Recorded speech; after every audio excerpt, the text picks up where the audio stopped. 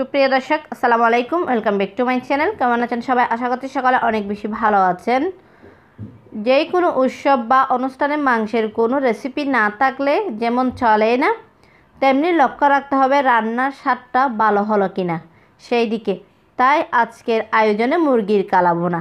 শুধুমাত্র গরুর মাংসের কালাভুনা হয় তাই নয়, মুরগির মাংসের কালাভুনাও হয়ে থাকে। তাহলে চলুন আর কথা না বাড়িয়ে মূল পর্বে যাওয়া যাক।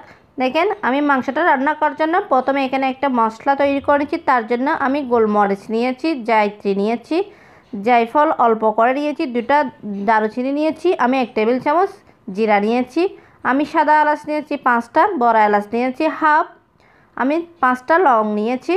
দেখেন, এগুলো আমি একটু এখন ভালো করে ভেজে নিচ্ছি। আমি প্রথমে গোটা মশলাগুলো ভেজে নিচ্ছি, লো মিডিয়ামে রেখে হালকা করে একটু টেলে নিচ্ছি। দেখেন, আমি এখন এগুলো টালা হয়ে গেছে। এখন আমি জিরাগুলো দিয়ে দিয়েছি। দেখেন, জিরাটা একটু আমি ভালো করে টেলে নিচ্ছি। দেখেন, টালা হয়ে গেছে।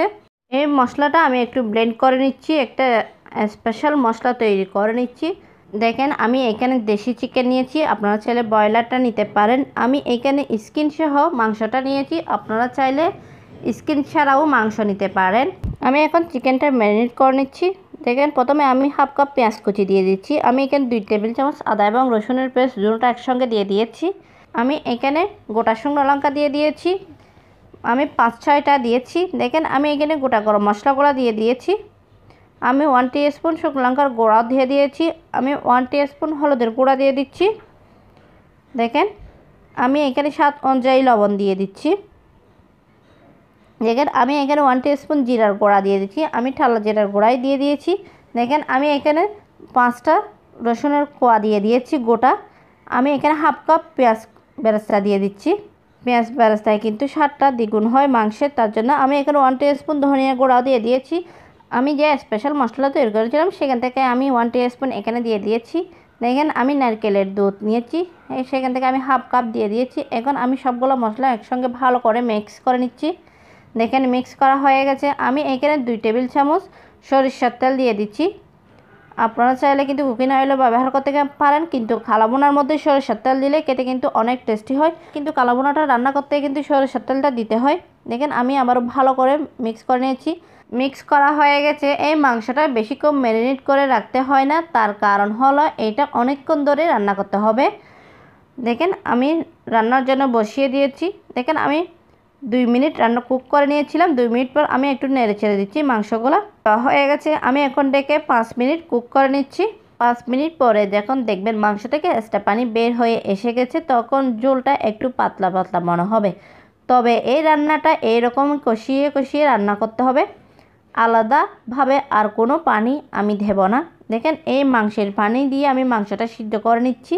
দেখেন, আমি আবারও 5 মিনিট কুক করে নিয়েছিলাম। এই রান্নাটা কিন্তু করতে একটু সময় নিয়ে করতে হবে, তাড়াহুড়া করলে কিন্তু হবে না। এই রান্নাতে অনেকক্ষণ সময় নিয়ে এই রান্নাটা করে নিতে হবে। দেখেন, আমি 5 মিনিট আবারও কুক করে নিয়েছি। দেখেন, 5 মিনিট পর আমি আবারও ফিরে আসছি। দেখেন, মাংসটা প্রায় সিদ্ধ হয়ে গেছে। আজকের রেসিপিটা আপনাদের কাছে ভালো লাগবে, ভালো লাগলে লাইক, কমেন্ট এবং বেশি বেশি করে শেয়ার করবেন। দেখেন, মাংসটা আমি দেখে নিচ্ছি কেমন হয়েছে। দেখেন, মাংসটা একদম সিদ্ধ হয়ে গেছে। এখন এটা নামিয়ে রেখে দিচ্ছি একপাশে। আমি এখন এটা বাগার দিয়ে দিচ্ছি। তার জন্য আমি এখানে 2 টেবিল চামচ সরষের তেল নিয়ে নিয়েছি। দেখেন, আমি এখানে 2 টেবিল চামচ রসুনের কুচি দিয়ে দিয়েছি। দেখেন, রসুনের কুচিগুলো আমি একটু ভেজে নিচ্ছি। আমি 2টা শুকনো লঙ্কা দিয়ে দিয়েছি। আমি এইখানে অল্প করে পেঁয়াজ দিয়ে দিয়েছি। দেখেন, পেঁয়াজের কুচি দিয়ে দিয়েছি। এখন দুটোটা আমি ভালো করে একসঙ্গে ভেজে নিচ্ছি। আমি পেঁয়াজগুলো এখন ব্রাউন কালার করে নিচ্ছি। এই মাংসটা আমি অনেক সহজ করে রান্না করে দেখিয়েছি, আশা করছি আপনাদেরও ভালো লাগবে। আপনারা একবার হলো বাসায় ট্রাই করবেন। আর আজকের রেসিপিটা আপনাদের কাছে কেমন লেগেছে অবশ্যই কমেন্ট করে জানাবেন। দেখেন, আমি বাগারটা দিয়ে দিয়েছি। দেখেন, আমি এখন নেড়ে ছেড়ে চুলার ফ্লেমটা কিন্তু একদম লো মিডিয়ামে রেখে এটা খালা বোনা করে নিচ্ছি। এইভাবে একবার হলো মাংস ট্রাই করে দেখবেন। দেখবেন এই মুরগির খালা বোনাটা খেতে কিন্তু অনেক টেস্টি, অনেক লোভনীয় হয়েছিল। আপনারা একবার হলো বাসায় ট্রাই করবেন, দেখবেন ফ্যামিলির সবাই পছন্দ করবে। দেখেন, আমি এখানে যে স্পেশাল মশলাটা রেখে দিয়েছিলাম অল্প করে, সেগুলো এখানে দিয়ে দিয়েছি। দেওয়ার পরে আমি আবার একটু নেড়েচেড়ে মিক্স করে নিচ্ছি। দেখেন, আমি এখন এটা 5 মিনিট দমে রেখে দিচ্ছি। আশা করছি আজকের রেসিপিটা আপনাদের কাছে ভালো লাগবে। ভালো লাগলে প্লিজ আমার চ্যানেলটা সাবস্ক্রাইব করে পাশে থাকার বেল আইকনটি প্রেস করে রাখবেন, আমাকে সাপোর্ট করবেন। দেখেন 5 মিনিট পরে আমি আপনাদেরকে দেখাচ্ছি। দেখেন এই কালো ভুনাটা কেমন হয়েছে। এই মুরগির কালো ভুনাটা খেতে কিন্তু অনেক টেস্টি, অনেক লোভনীয় হয়েছিল। মুরগির কালো ভুনাটা পরিবেশনের জন্য একদম রেডি হয়ে গেছে। এখন কিন্তু পরিবেশনের পালা। আমি আপনাদেরকে পরিবেশন করে দেখাচ্ছি।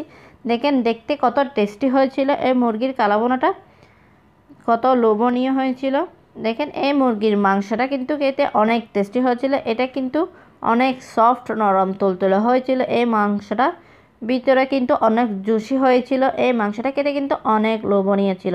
এরকমই সহজ এবং মজাদার রেসিপি পেতে চাইলে আমার চ্যানেলটি সাবস্ক্রাইব করে পাশে থাকার বেল আইকনটি প্রেস করে রাখবেন, আমাকে সাপোর্ট করবেন।